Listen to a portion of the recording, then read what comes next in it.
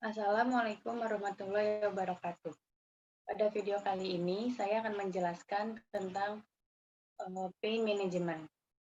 Sebelum kita masuk ke pain management, eh, kita harus tahu dulu ada beberapa bagian penting di tubuh kita dalam mekanisme pain management, yaitu ada otak, batang otak, dan spinal cord. Selain itu, tubuh kita juga mempunyai reseptor yang bernama nociceptor. Nociceptor ini berperan sebagai reseptor nyeri. Nociceptor berada di bawah kulit, sendi, maupun otot. Nociceptor terbagi menjadi dua, yaitu serabut alfa delta dan serabut C. Serabut alfa delta merupakan serabut nociceptor yang bermielin, cepat, serta dideskripsikan sebagai sensasi nyeri tajam dan menusuk. Sedangkan serabut saraf C merupakan serabut nociceptor yang tidak bermielin, lambat, serta dideskripsikan sebagai sensasi nyeri tumpul dan terbakar. Nociceptor disebut juga sebagai sel saraf aferen karena membawa rangsangan dari luar. Selanjutnya, di bagian otak kita terdapat korteks somatosensorik. Korteks somatosensorik adalah area di mana sensasi-sensasi diterima oleh otak. Salah satunya adalah persepsi sensasi nyeri. Dalam korteks somatosensorik terdapat bagian-bagian atau area-area yang mempresentasikan area tubuh kita.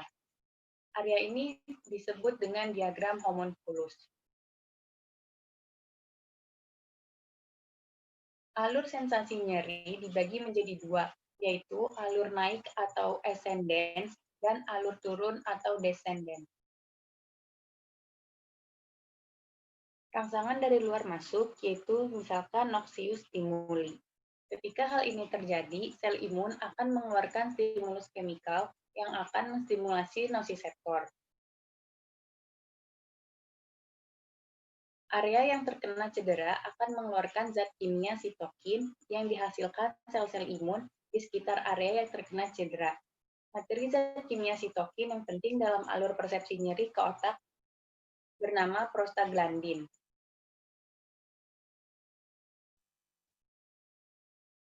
Prostaglandin dihasilkan oleh hampir dari semua bagian tubuh sebagai respon dari inflamasi yang ketika dihasilkan akan menstimulus nociceptor.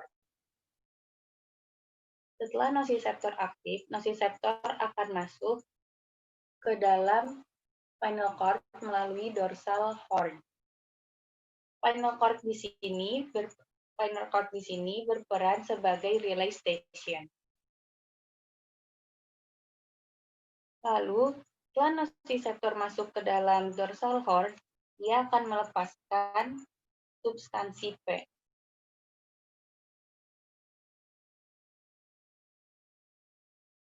Nah, neurotransmitter substansi P ini nantinya akan bersinaps dengan neuron kedua atau second order kedua.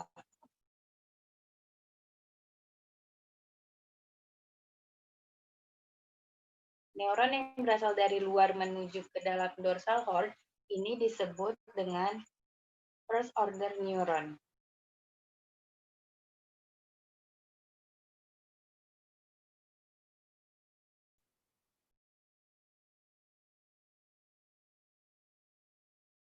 Lalu second order neuron akan membawa persepsi nyeri menuju ke otak, lebih tepatnya akan menuju ke talamus. Talamus di sini berperan sebagai relay station juga.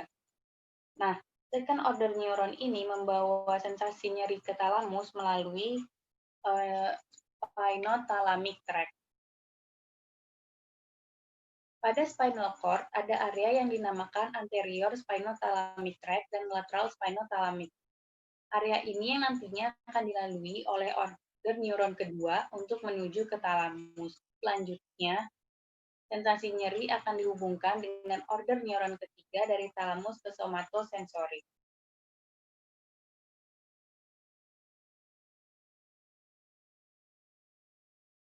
Area ini merupakan anterior spinothalamic tract dan area ini merupakan lateral spinothalamic. Nah, neuron kedua nantinya akan menghantarkan persepsi ke otak yang dinamakan dengan jalur spinothalamic pathway.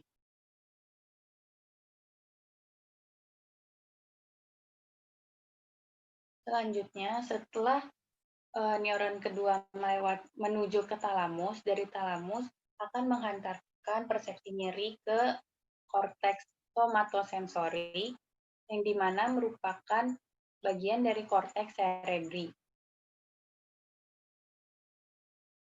Dalam somatosensori terdapat bagian-bagian spesifik tubuh yang sering digambarkan dengan homunculus. Organ neuron ketiga ini berasal dari talamus meneruskan sensasi neuron menuju ke area terang yang ada di korteks somatosensori.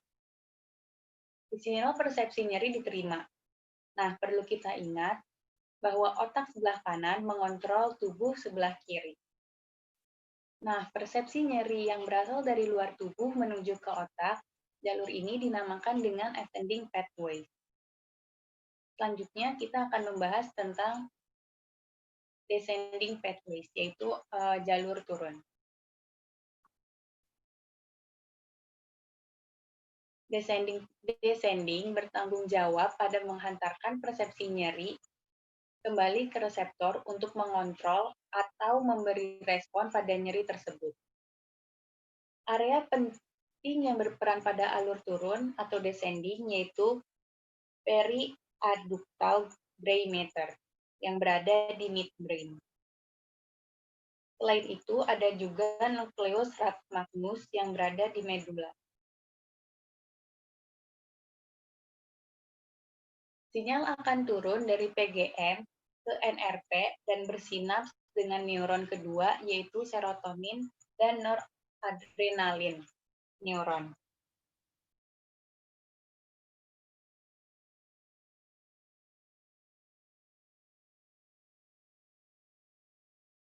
Selanjutnya, neuron kedua, yaitu serotonin dan noradrenalin neuron, akan meneruskan persepsi nyeri masuk ke dorsal horn. Lebih tepatnya, akan masuk kepada substansia gelatinosa.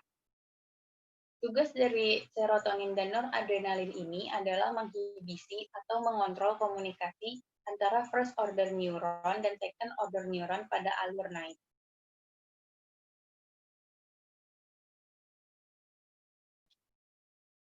Nah, selanjutnya kita akan membahas tentang gate control theory. Di sini sudah diperbesar gambar dari substansia gelatinosa. Gambar ini merupakan first order neuron. Ini merupakan descending neuron. Ini adalah second order neuron.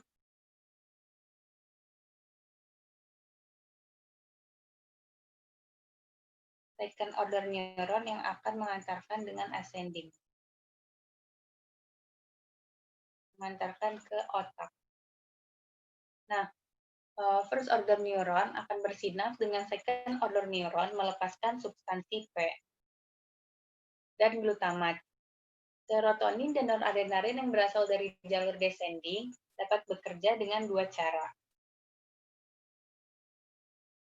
Yaitu, yang pertama, serotonin dan noradrenalin akan mengikat reseptor dari presinaptik neuron dan menghambat pengeluaran substansi P. Yang kedua, serotonin dan noradrenalin akan menstimulasi sebuah interneuron yang merupakan opioid neuron. Interneuron ini merupakan opioid neuron yang dinamakan dengan enkapalin. Nah, enkapalin ini akan bekerja dengan dua cara juga, yaitu yang pertama dengan menghambat pengeluaran substansi P, atau yang kedua dengan menghambat neuron posimpatik. Opioid endogen yang dikeluarkan dari jalur analgesik descendant berikatan dengan reseptor opioid di knop simpatik nyeri aferen. Penghambatan pelepasan substansi P atau posimpatik menyebabkan transmisi impuls nyeri di sepanjang jalur nyeri ascendens terhambat. Nah, hal ini yang dapat menyebabkan kita tidak merasakan rasa nyeri lagi. Sekian penjelasan tentang pain management yang dapat saya sampaikan. Kurang lebihnya mohon maaf. Wassalamualaikum warahmatullahi wabarakatuh.